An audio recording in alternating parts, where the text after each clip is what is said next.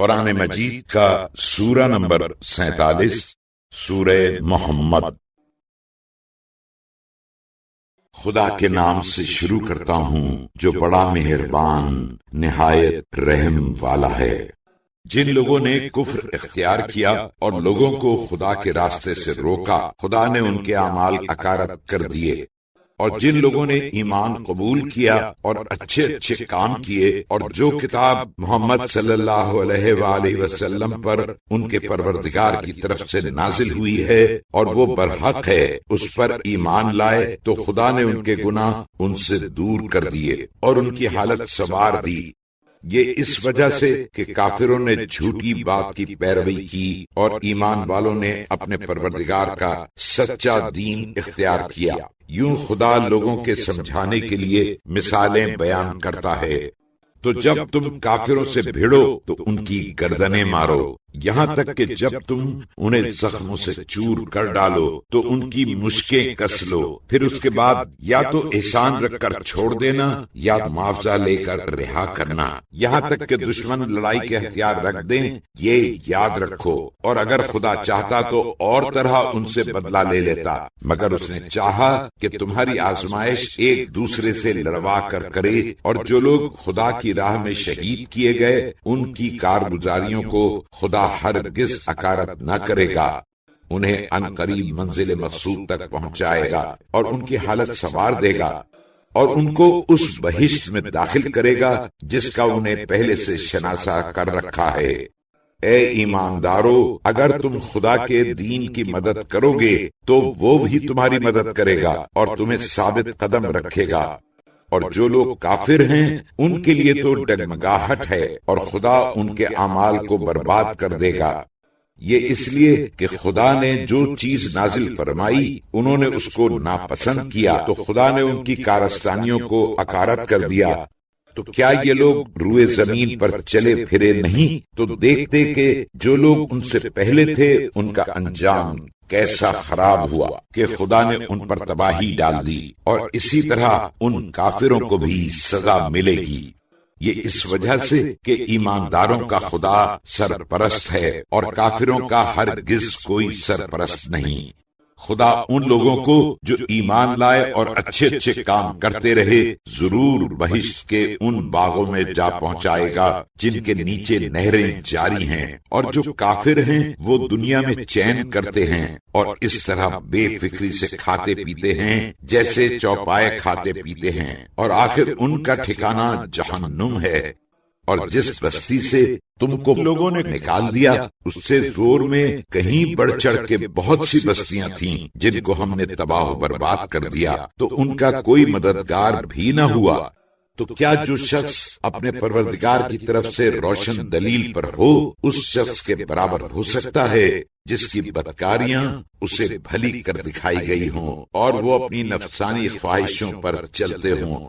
جس بہشت کا پرہیزگاروں سے وعدہ کیا جاتا ہے اس کی صفت یہ ہے کہ اس میں پانی کی نہریں جن میں ذرا بو نہیں، اور دودھ کی نہریں ہیں جس کا مزہ تک نہیں بدلا، اور شراب کی نہریں ہیں جو پینے والوں کے لیے سراسر لذت ہے، اور صاف شفاف شہد کی نہریں ہیں، اور وہاں ان کے لیے ہر قسم کے میوے ہیں، اور ان کے پروردگار کی طرف سے بخشش ہے۔ بھلا یہ لوگ ان کے برابر ہو سکتے ہیں جو ہمیشہ دوزخ میں رہیں گے اور ان کو کھولتا ہوا پانی پلایا جائے گا تو وہ آنتوں کے ٹکڑے ٹکڑے کر ڈالے گا۔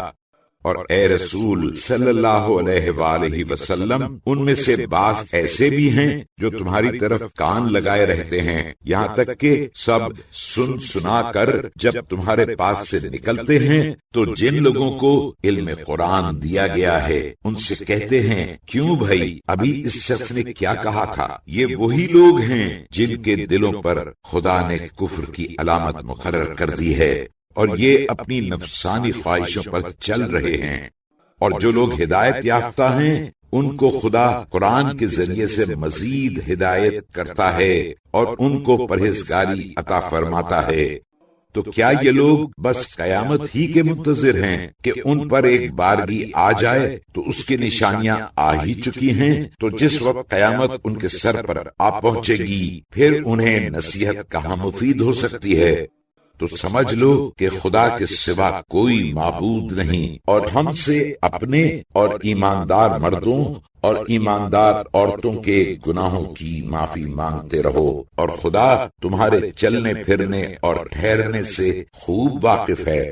اور مومنین کہتے ہیں کہ جہاد کے بارے میں کوئی سورہ کیوں نہیں نازل ہوتا، لیکن جب کوئی صاف صریح معنوں کا سورہ نازل ہو اور اس میں جہاد کا بیان ہو تو جن لوگوں کے دل میں نفاق کا مرض ہے تم ان کو دیکھو گے کہ تمہاری طرف اس طرح دیکھتے ہیں جیسے کسی پر موت کی بے ہوشی چھائی ہو کہ اس کی آنکھیں پتھرا جائیں، تو ان پر وائے ہو، ان کے لیے اچھا کام تو فرما برداری اور پسندیدہ بات ہے۔ پھر جب لڑائی ٹھن جائے تو اگر یہ لوگ خدا سے سچے رہیں تو ان کے حق میں بہت بہتر ہے۔ منافقو، کیا تم سے کچھ دور ہے کہ اگر تم حاکم بنو تو روئے زمین میں فساد پھیلانے اور اپنے رشتے ناتوں کو توڑنے لگو؟ یہ وہی لوگ ہیں جن پر خدا نے لعنت کی ہے، اور گویا خود اس نے ان کے کانوں کو بہرا اور ان کی آنکھوں کو اندھا کر دیا ہے۔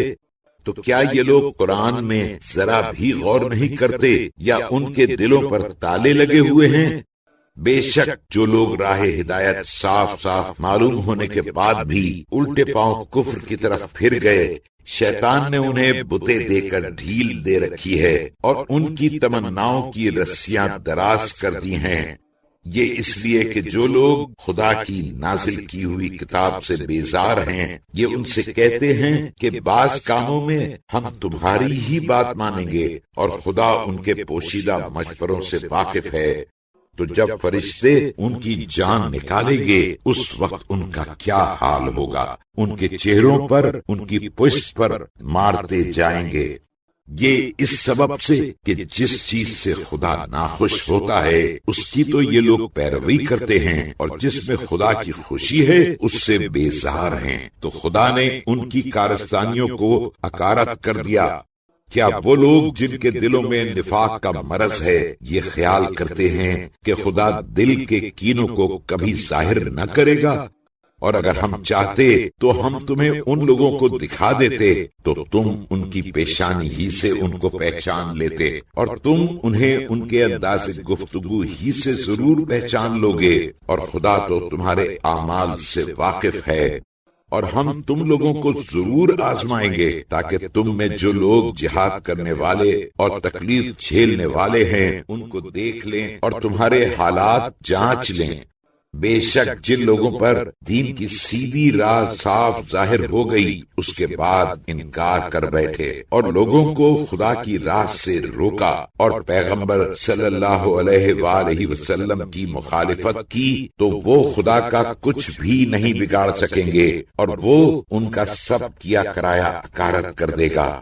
اے ایماندارو، خدا کا حکم مانو اور رسول کی فرما برداری کرو اور اپنے اعمال کو ضائع نہ کرو۔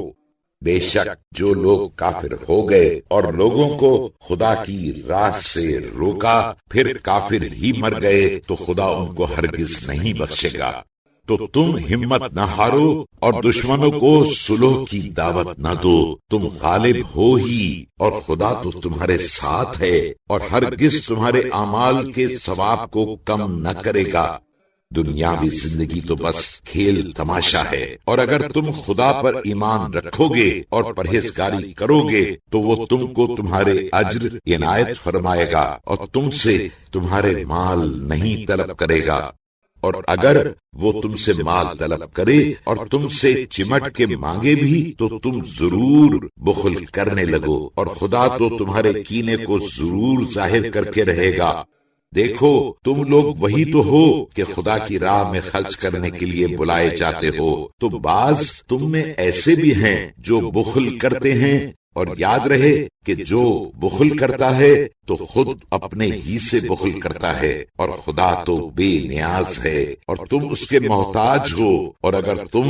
خدا کے حکم سے منہ پھیرو گے تو خدا تمہارے سوا دوسروں کو بدل دے گا اور وہ تمہارے ایسے بخیل نہ ہوں گے۔